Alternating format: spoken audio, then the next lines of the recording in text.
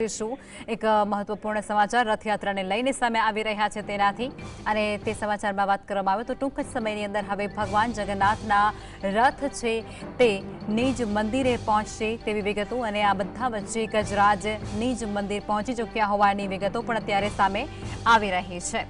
तो गजराज मंदिरे पहोंची चूक्या छे अने भगवानना रथ आगमन पूर्वे भक्तोनी अंदर अनेरो उत्साह छे ते पण क्यांक जोवा मळी रह्यो छे। सरसपुरनी अंदर मोसाळवासीओमां अनेरो उत्साह पण जोवा मळ्यो हतो। संवाददाता धवल अमारी साथे लाइवमां जोड़ाई चूक्या छे त्यांथी धवल तमे क्यां उपस्थित छो अने अत्यारे शुं स्थिति छे अने गजराज छे ते निज मंदिरे पहोंची गया छे अने हवे केटली वारनी अंदर रथ छे ते पण निज मंदिरे पहोंचशे।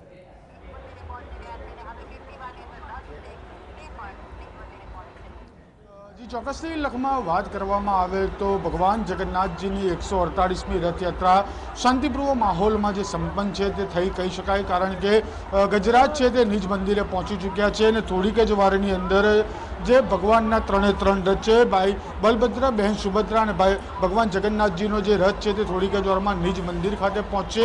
તેને જ લઈને જો રથ આવવાની તૈયારીને લઈને જે પોલીસનો જે ચાપતો બંદોબસ્ત છે તે ગોઠવી દેવામાં આવ્યો છે। જે રેપિડ એક્શન ફોર્સની ટીમ છે તેને ગોઠવી દેવામાં આવી છે અને જે ભક્તોનું માનવ મહેરામણ જે મંદિર ખાતે પણ ઉમટેલું જોવા મળી રહ્યું છે। એટલે કે કહી શકાય કે ભગવાન જગન્નાથજી જ્યારે દર્શન આપવા માટે નીકળ્યા હતા ત્યારે તેમના દર્શનનો લાવો લેવા માટે ભક્તો નિજ મંદિરે પણ પહોંચ્યા છે અને જે પ્રમાણે વાત કરવામાં આવે તો ભગવાનનું મામેરું છે તે મોસાળમાં સારી રીતે કરવામાં આવ્યું। ભવ્ય વસ્ત્રો પણ, ભવ્ય વાઘાઓ પણ ભગવાનને ત્યાં મામાના ઘરેથી આપવામાં આવ્યા। જે પ્રમાણે તમે અત્યારે હાલ મંદિરની રોશની છે તે પણ જોઈ શકો છો કે આધુનિક રીતે મસ્ત રીતે મંદિરને રોશનીથી શણગારવામાં આવ્યું છે।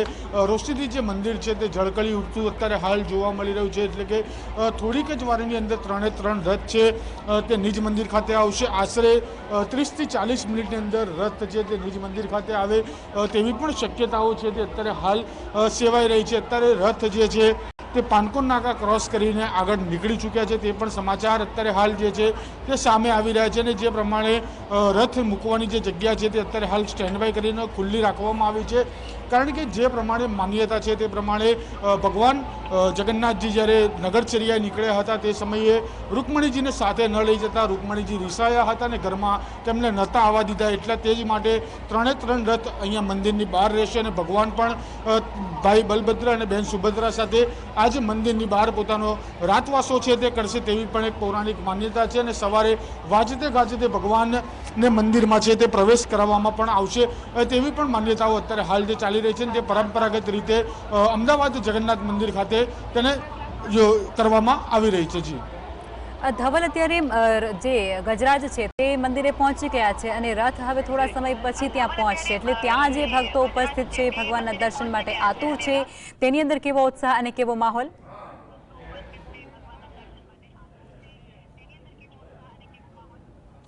જી ચોક્કસથી ભગવાન જગન્નાથજીની જે એક ઝલક મેળવવા માટે ભક્તોમાં અનેરો ઉત્સાહ જોવા મળી રહ્યો છે। જે પ્રમાણે હજી રથ આવવાના અડધો કલાક જેટલો સમય બાકી છે તેને જ લઈને તમે જે પ્રમાણે જોઈ રહ્યા છો તે પ્રમાણે સંપૂર્ણ મંદિર પરિસર છે તે ભક્તોથી ખીચોખીચ ભરેલું જોવા મળી રહ્યું છે। ભક્તોનું જે ઘોડાપુર છે તે મંદિરના પરિસરની અંદર જોવા મળી રહ્યું છે। જે ભક્તો ભગવાન જગન્નાથજીની રથયાત્રા વખતે દર્શન નથી કરી શકે તેવા ભક્તો મંદિરે અત્યારે હાલ જે દર્શન કરવા માટે તે આવી રહ્યા છે તેવા પણ દ્રશ્યો જોવા મળી છે। મંદિરના ચારે તરફ ચોર તરફ તમે જુઓ ત્યાં તમને ભક્તો જોવા મળી રહ્યા છે। ભક્તો ભગવાન જગન્નાથજી, ભાઈ બલભદ્ર અને બહેન સુભદ્રાજીના દર્શન માટે અત્યારે હાલ ઘણા આતુર જોવા મળી રહ્યા છે। એટલે મંદિર પરિસરની અંદર તમામે તમામ ભક્તોને અત્યારે હાલ જે છે તે પ્રવેશ આપવામાં આવી રહ્યો છે। ભગવાન જગન્નાથજીનો રથ અહીંયા પહોંચશે ત્યારબાદ ત્રણેય રથની આરતી કરવામાં આવશે અને આરતી કર્યા બાદ નિજ મંદિર છે તે બંધ કરવામાં આવશે અને ભગવાન જે છે તે બહાર આજે રાતવાસો પણ કરશે।